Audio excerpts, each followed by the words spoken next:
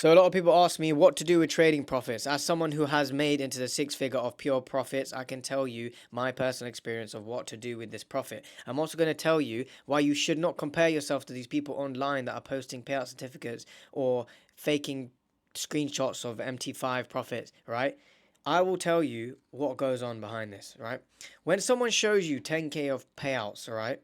That is not their pure profit. They've spent money on challenges. Some of that money is going to get shaved off for tax. If they're doing an MT5 fake screenshot, then that's fake anyway, right? It's not even coming in their bank account. They're waiting for you to buy all their shit so that they can actually make some money. And I tell people not even to make trading your full only income, because that's not going to actually help you. You need to have another income as well. Well, anyways, that's one for another video. But what to do with your trading profits? When I get a certain amount of profit come in, I save a bit for tax, all right? Because Uncle Sam's always going to take his piece. So save a bit for tax. Also save a bit to reinvest into more challenges, because the only way to make more money is to scale. If you want to make 10k, you got to be willing to risk 1k basically on reinvesting. If you want to risk 100, if you want to make 100k, you got to be willing to risk 10k in investing, right? I probably spent like maybe like 17k on challenges, but I've made like over 150k in payouts. So you can see that it's been worth it. But I have saved aside. So say I make a 2k payout, right?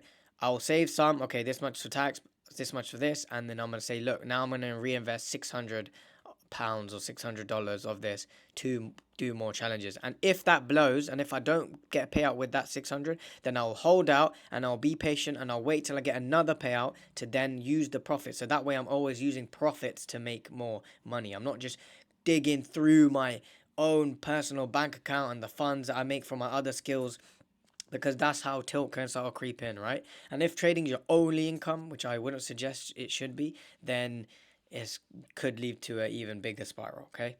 So one thing is always save aside some for tax, always save aside some to reinvest into prop firms. A lot of people you see online will post a payout split and they'll now use that and over market it like they're just some rich guy. But in reality, trust me, I've been on these dinners with some of them. They can't even split the bill properly. They can't even pay for their meal properly. They're just scammers. They're fake. Everything about them is fake, right? Because they've spent more than the actual 10k on challenges. They're just flexing the profit when they are not ahead, right? So they're relying on you guys to make them the money basically. And essentially, once you've got that, you obviously got a bit to reinvest. You then want to save some for your bank account, bro. Like, put some in your bank account. It's fine. Put some in your bank account. Say you make 10k. Put a decent amount in your bank account. That's gonna be sort of an emergency fund. Say if all your prop firms go. What happens if a new regulation comes out? If trading's your only income, bro, yeah, you seriously need to have a backup amount of cash. Otherwise, you're screwed if something happens. What if your car breaks down? What if, God forbid, something happens and you need money to pay for it? Always save that. Don't think that you're rich straight away. And understand this as well. Let me tell you one thing, right? When someone makes 50k payouts from prop firms, it doesn't mean they're actually earning probably less than the average person in England. Say if someone in UK makes 50k from payouts, but it's their only income. Now $50,000, they made $50,000, okay?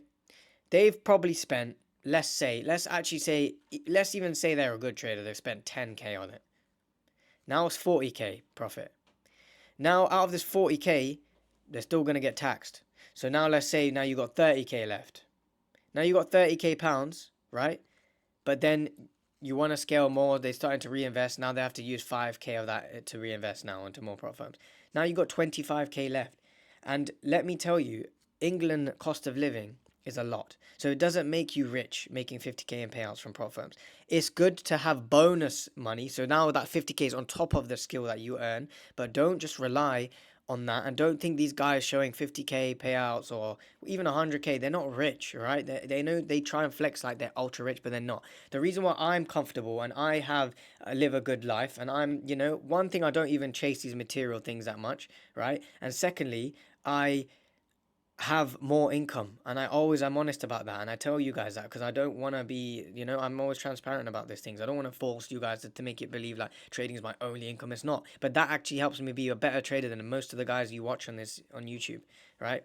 I'm actually a better trader than them because I am patient. I know what to do with my money. I'm strategic and logical about things. So when you make money from prop firms, always be strategic and logical and have a future plan of what you're going to do with it. Don't just splash this money out. You're not rich yet, okay? Understand that it's a game and it's a long-term game. You're not going to get rich overnight. Even if you make a good payout, congratulations, I'm proud of you. It's a more of a thing where it boosts your mental sort of level and confidence that you can now know that it can be done, right? So now you logically split up the payout, this much to reinvest, this much back into myself, this much in my bank account for a rainy day.